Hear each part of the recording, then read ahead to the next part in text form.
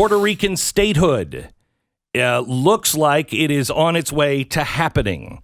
Puerto Rico has held 6 non-binding referendums on its status, including becoming a U.S. state since 1967. However, the residents there have most recently voted in favor of statehood. That was last November. This has, I guess, a lot to do with Hurricane Maria, which caused over 3,000 deaths, and the worst natural disaster to hit the island to date that we know of. Also, they have $72 billion in debt. They can't file for bankruptcy, so why not just push it into the federal government? I don't mind paying for Puerto Rico, do you? No. Yeah. I mean, I actually have less of a problem paying for Puerto Rico than I do for California. I mean, I have a real problem paying for California. If California and New York and Illinois start pushing all of their state debt into the Fed, I am really pissed off. I'm really pissed off. I didn't live there. When I did live in New York, I voted against it because I knew it was insanity. Anyway, it looks like the current governor, who is part of the New Progressive Party, that's not even the Democratic Party. This is the New Progressive Party, is very, very excited about this. And it looks like the Democrats are going to push it through. So we've got that going for us. But don't worry. Congress could stop it. And don't forget Washington, D.C. Could also become a state. Well, yeah. Isn't that great? So you got that going for you. You got now, here's two a state, super Democratic states about to be added. Here's a state that they're going to make sure doesn't become a state. And that is Jefferson. Is it Jefferson? The state of Jefferson or Jeffersonian?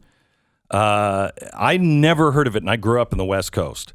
But there is a movement now in Northern California that is saying they want to break free. They don't feel that they are being represented at all by the California legislature, and they are conservatives, and they want to become their own state.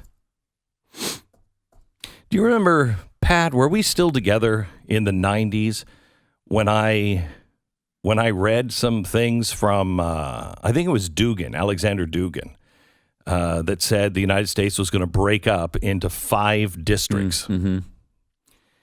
And when he was asked why, how do you know that? He said by 2020 or 2015, something like that, the United States would be in a civil war, and we would eventually break up into 5 different districts.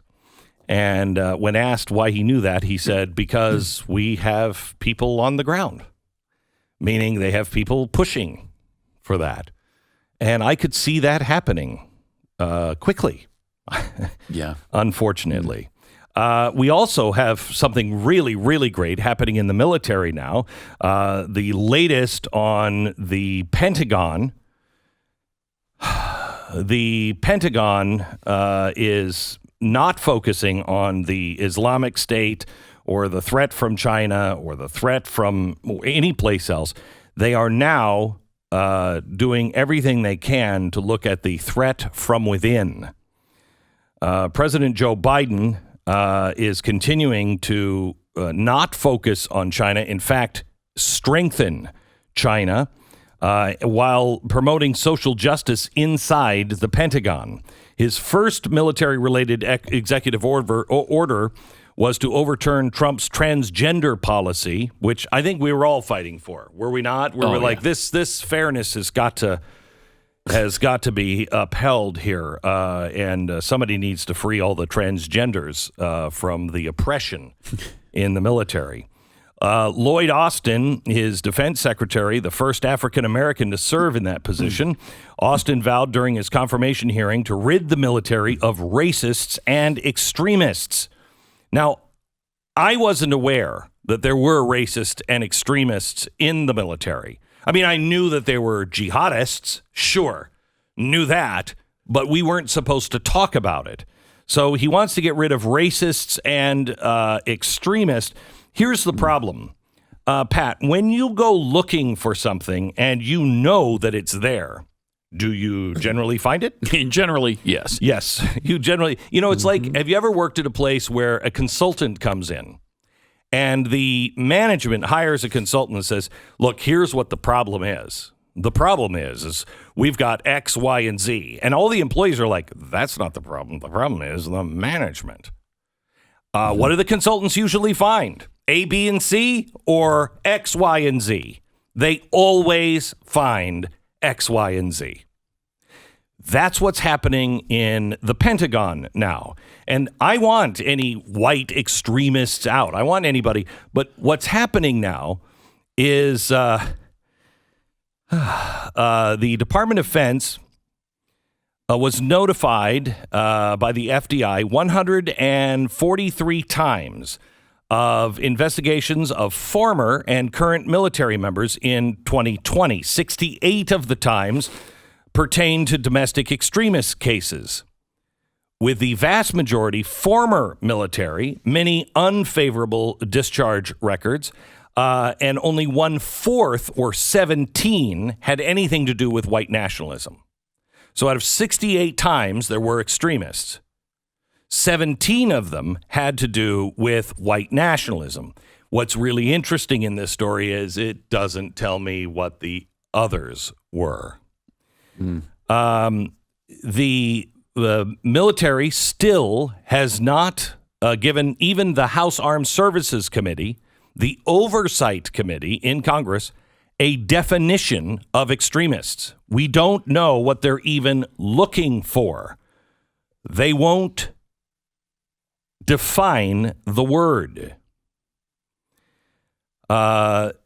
The problem here is that they are going to find what they want, and we're now going to politicize our military.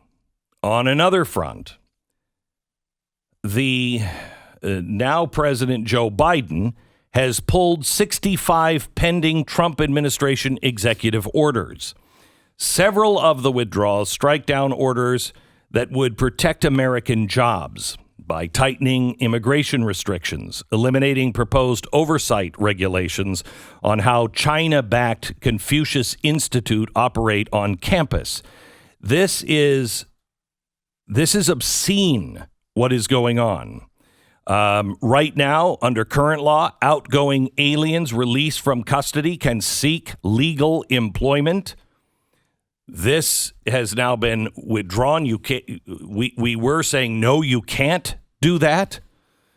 The Trump orders were protecting American workers.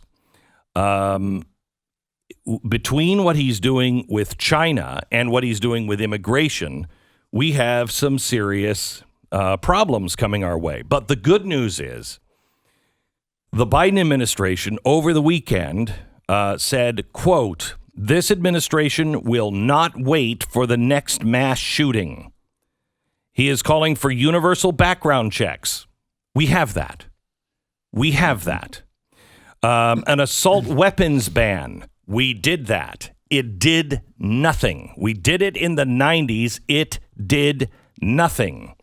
And legal liability for gun makers. Now, what does that mean? That means if you use the weapon and you kill someone, someone can sue the gun manufacturer. That's like using a car and suing General Motors because you went on a walkway and drove over a lot of people. Now, if the car has automatic pilot and you couldn't turn it off and it caused you to drive, then you could sue GM. But if you chose to drive on a sidewalk and kill a lot of people, you can't sue GM. Under Biden, you'll be able to sue the gun makers. They are going to make it. They are going to make it impossible for Americans to be able to defend themselves. By the way, Swalwell has said in the wake of the Capitol riot, we need a 9/11 commission, a white nationalism task force. Holy mother of everything that is good and sacred. We need a white nationalism task force? So now they're pushing for a 9/11 commission. And the guy who is doing it is Swalwell. There's no moving on. January 6th is the day that we'll all sadly remember. I think we have to take an approach that we took after September 11th to root out white nationalism. What about the ballpark?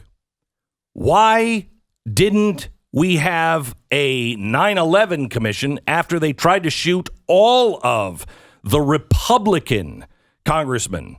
Why? Why didn't we do that? By the way, Swalwell he said that he is sure that God herself was proud of all of this. So he knows that God is a female, which I think we can't say that he's a hypocrite on that, because he was with Christine Fang, and while he was doing the Fang Bang, we heard him scream, "Oh God, oh God, oh God," many times. So maybe God's not only a female, but also Chinese and a spy.